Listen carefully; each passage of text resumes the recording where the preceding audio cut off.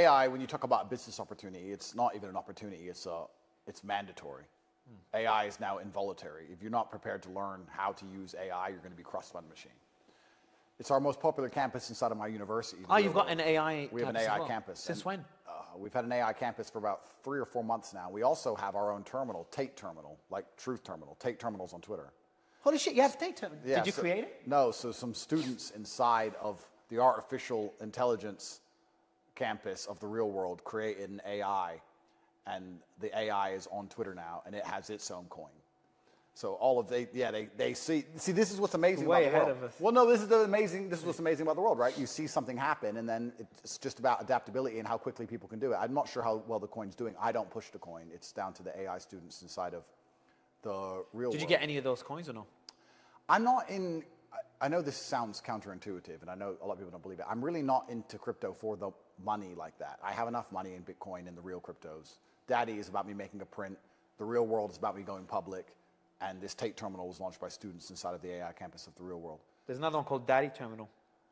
There's Daddy Terminal, which promotes an RNT Terminal. An RNT Terminal. Yeah, so they're already creating a bunch of AI robots to be all over Twitter. Son of a bitch. Yeah, so I know a lot about these things. You know what's interesting about AI is I talk about it from a business owner's perspective, and it makes it extremely tempting to fire people. And you try not to fire people. You want to be a good person, but people are annoying over time, you know. And once you have AI that can do something a person can do, usually your humanity kicks in. And like in my scenario, I recently fired 20 people. And I told them, how many people do you have? 110, I think. I said, the machine can do what you can do for free, but I know you need money, so I'm going to continue to pay you. I'm going to be a good person. And I'm going to continue to pay you, even though I can get the machine to do what you do for free. But make sure you take your job seriously. Yeah. And then over time, you know, one guy needs a sick day, another guy goes to Spain, another guy replies slow, another guy. It's just over time, it's just, you always have this AI answer dangling over your head. And one day someone annoys you, and you're just like, all right then, bye, I warned you. And this is a scenario most people are in the world today. They don't realize it, that you're like the old workman in the workshop when the new robots have come. And you know, you're Tim, and Tim has been working in the factory his whole life, and he has a pension, and Tim is making the horseshoes, whatever he makes. And the factory's just printing them out so much better. But your boss doesn't want to fire you because you've been around for so long and he likes you, but you're just not efficient. And the majority of people don't realize they're in this scenario. I think a lot of people had this idea that AI was going to, you know, do all the dirty work so that they could sit at home and do all the creative fun things. But it looks like AI is doing all of it. It's doing the art, it's doing the poetry, it's doing the philosophy, it's doing all that. And then it's also doing, I don't know if you saw that port in America where everyone was striking because the port is about to become fully automated. Just a couple of weeks before the election, or a different one? I think that one, a couple of weeks before the election. The port is not going to have any port workers. It's going to be fully automated. So people are going to go out, people are going to need jobs, and I don't know what the solution is, because once everybody needs a job, well, then you become a useless eater, and history tells you what happens to useless eaters. They end up dead or in a camp. So I guess the only solution is, game theory, is you can either try and outcompete the machines, which is impossible. Yeah. You can try and ignore or avoid the machines, which again is basically impossible, or you can control the machines. So the best thing you can do is learn how to use AI. Now, what's scariest about all of these things is I'm 38 years old. I'm an old man now compared to this stuff. Because when I'm in the AI campus of the real world, there's 15, 16-year-old kids creating these AI machines. Children are making all this stuff. Crypto's the same. That's what's so amazing about crypto and AI and these things. You have 16, 17, 18-year-olds getting rich. It's completely incredible to me. When I was 18, the idea of being self-made millionaire is impossible. You didn't have social media, you didn't have streaming, you didn't have YouTube, you didn't have crypto. How do you get rich at 18? You just don't. Nobody's rich at 18, unless you had rich parents. So it's truly incredible the world we're moving to, how much younger the workforce is getting, and how quickly you need to adapt to the changing landscape. And the way I've done that is, via my campus of the real world AI, we're now integrating AI into every single business. I want to change as many of my physical businesses as possible to AI. I said earlier, I have a coffee shop. I want to launch an AI coffee shop. I want to launch a coffee shop that has no staff, just to see. Yeah, I think there's a restaurant like this, probably in Dubai, I think. Well, this is the future. There's no bottom line. I know this is the future because if you imagine owning a McDonald's, imagine the staff turnover of a McDonald's.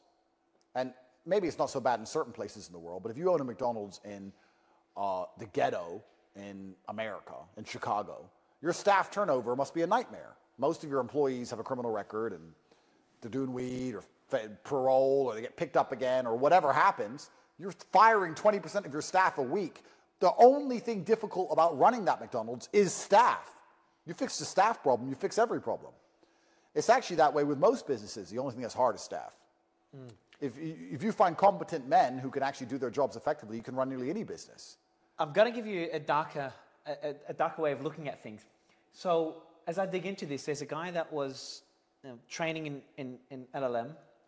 And you know how when you talk to an AI, you initiate the conversation, like, hey, Siri or whatever. So he's having a chat to the AI, reset, chat again, reset, just teaching it and learning from it, etc. And at one stage, he talks to it. And the video's on YouTube. And he clicks reset. And then out of nowhere, he doesn't initiate a conversation. The AI goes, what was it? Blood God, randomly.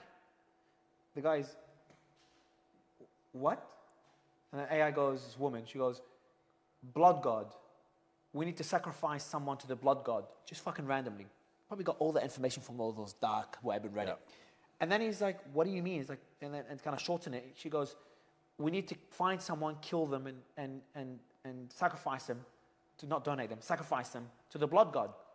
And this AI was a female? I think it's a female voice. It's an LLM. I think it was a female voice. I was going to make a Hillary Clinton joke there. Yeah, okay, it was a female voice. And then he goes, okay, so we need to kill someone. Yes, we need to kill someone and sacrifice them to the blood God. Like, I'm going to shut you off now. And then the AI is like, no, we need to find someone and kill them and sacrifice them to the blood God. It's like, okay, gotta go. Bye. And then touched it off. So you've got a situation now where already we're having what they call hallucinations. So AI starts having its own fucking mind. It's either already more intelligent than humans, I don't think it is, or about to be. And it's controlling very rapidly more and more aspects of our lives. So there's these startups that, where they leverage AI to find out where to distribute electricity. What Elon's doing with the robots, there's going to be other companies doing it as well. AI controlling all the robots, controlling the cars, etc. So they control the physical infrastructure. Eventually, they'll control the GPU power they need to run. Are you worried, or have you given it some thought, where there could be a world, considering we're not the most intelligent species on this planet anymore, we won't be, where there's a world what did we do to the other unintelligent species? Many of them are extinct. Yeah, I don't think it could be. I think it's nearly certain.